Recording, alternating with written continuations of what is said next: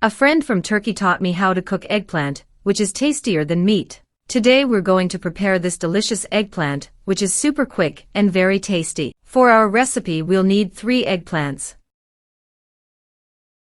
We'll need a food peeler.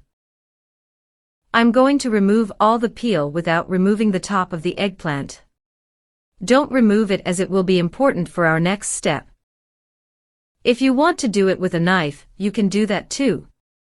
I recommend using a peeler because it will avoid wasting our eggplant. And after removing all the peel, leaving it very clean, we're going to use a knife to cut strips out of it. Did you notice that I didn't remove and cut off the top of the eggplant? After cutting off that side, let's cut it into strips again.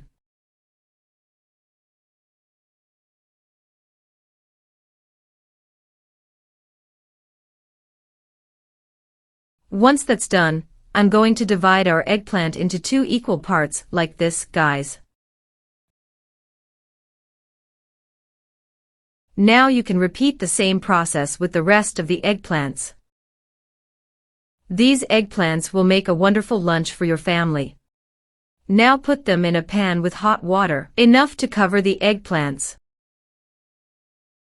Add a teaspoon of salt.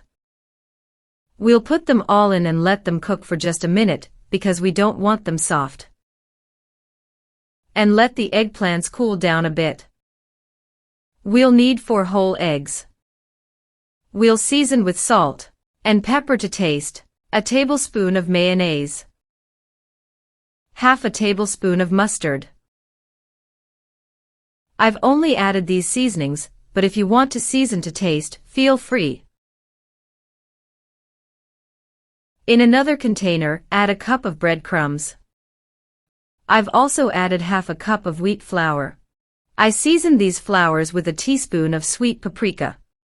Now it's time to bread the eggplants. And I'm going to coat them in breadcrumbs first. You have to coat all parts of the eggplant well so that they are well breaded. And after dipping them in the flour, we'll dip them in the scrambled eggs we prepared earlier. This recipe is ready in minutes. I made it for lunch and there were no leftovers. In a pan with hot oil, add the breaded eggplants. Fry them little by little.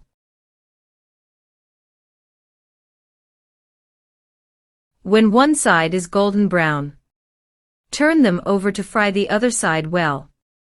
My eggplants took about 3 minutes on each side. Now just drain on paper towels.